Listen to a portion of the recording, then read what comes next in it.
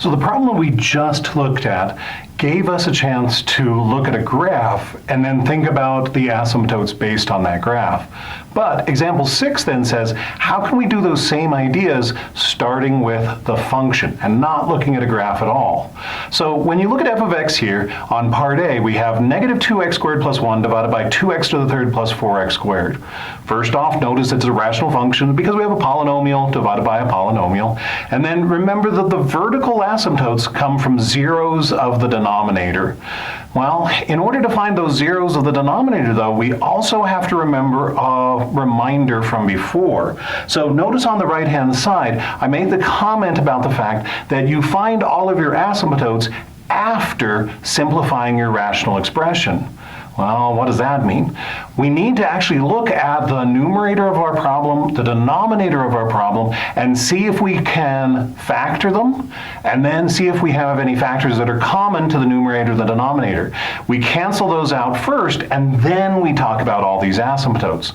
So even before we do all these asymptote ideas, we have to do a lot of old information. So let's look at this numerator and see what we can do in terms of factoring. Negative 2x squared plus 1, not a lot of factoring possible on that one over the integers. So in fact, on this particular problem, we're still going to have negative 2x squared plus 1 as our numerator. In the denominator, however, there's some nice factoring ideas that we can do. There's a greatest common factor that we can pull out. 2 and 4 share a 2, x to the third and x squared share an x squared. So if I pull out that 2x squared, let's see what's left over. 2x squared, if I pull that out of 2x to the third, I'm going to have an x left. And 2x squared, if I pull that out of 4x squared, I'm going to be left with a 2. So my denominator's factors as 2x squared times the quantity x plus 2. So now that I have that, then I can see that there isn't a factor that is common to the numerator and the denominator. Now I chose this particular problem on purpose because sometimes people will try to cancel things that shouldn't be canceled. So people will notice, hey, there's a 2x squared in this numerator and there's a 2x squared in that denominator. However, the comment that I made a moment ago was that we don't have any common factors. Factors are the things that are connected by multiplication and only multiplication. So if you look at this 2x squared in the numerator, it's connected to that 1 by addition.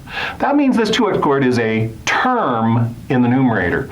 We can't cancel terms, but we can cancel common factors. So if this 2x squared was in the numerator and connected to everything in the numerator by multiplication and only multiplication, then yes, we could have done some cancellation, but that's not the case on this problem. So once again, we don't have any common factors, so we can't cancel them. So this particular problem, f of x, was given to us in simplified form. So with that in mind then, we can move forward. So once again, the vertical asymptotes are coming from the zeros of the denominator. Well, let's steal all of our polynomial ideas from earlier in chapter 5. I have a factor of 2x squared. That means I'm going to have a 0 of 0. So one of my vertical asymptotes is going to be associated with the number 0. But again, remember that anytime the author asks you for a vertical asymptote, he's asking you to write down an equation. So the equation would be x equals 0. Well, let's go ahead and check out the other factor, x plus 2. If the factor is x plus 2, the 0 is negative 2. But if I write that as an equation, that's a vertical line, we're going to have x equals negative 2. So what this tells me then is if I was to go ahead and graph this, I would have a dashed vertical line at x equals 0, and I would have a dashed vertical line at x equals negative 2. Well, let's keep going. The next piece of information that they requested was for the equation of the horizontal asymptote. Now, think back to that table we talked about on page 2. It all comes down to determining the degree of the numerator and the degree of the denominator. And depending on how those degrees are related, we're going to have one of 3 cases that we're going to be talking about in this class. So you'll notice I have a little spot here that says degree of numerator, degree of denominator. I'm going to go back to the original version of this problem. The degree of the numerator, highest power of x, that's going to be 2. Degree of the denominator, highest power of x in the denominator is 3. So when you look at those two numbers, the degree of the numerator is less than the degree of the denominator. At this point, you definitely want to go back and check out that table from page 2. And the first layer on that table says if the degree of the numerator is less than the degree of the denominator, we are going to have a horizontal asymptote. Well, if we're going to have a horizontal asymptote, I know my answer to oblique is going to be none.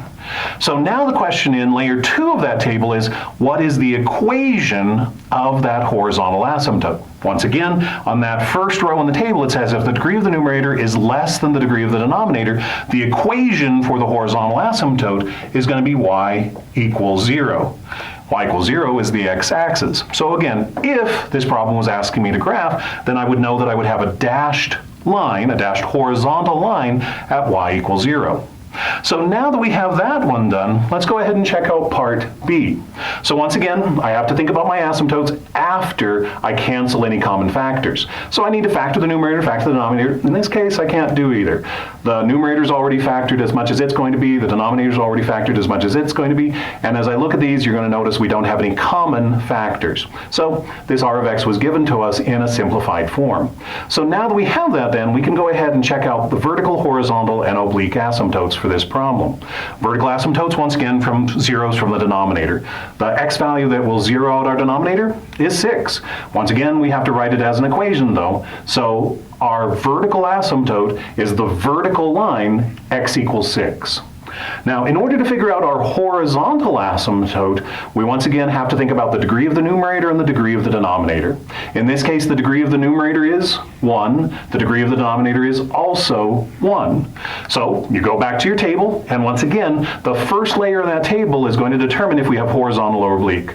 If the degree of the numerator is equal to the degree of the denominator, like it is here in part B, we are going to have a horizontal asymptote, which means my answer for oblique is going to be none.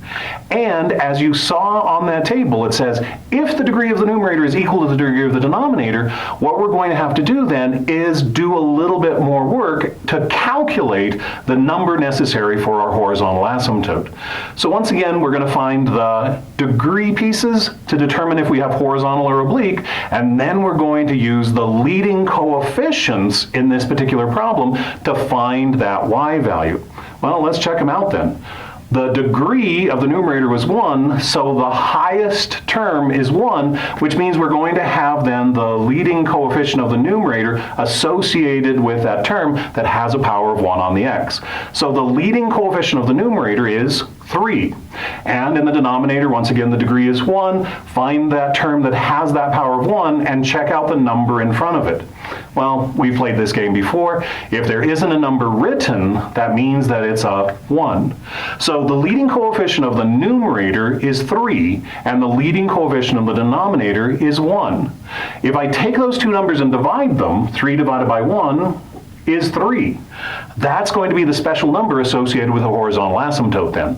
So our horizontal asymptote, once again, it's going to be an equation, so we need to start with y equals, and then the number is 3. So the equation for a horizontal asymptote is y equals 3. And once again, if we were to graph this, that would mean that we would have a dashed horizontal line at y equals 3.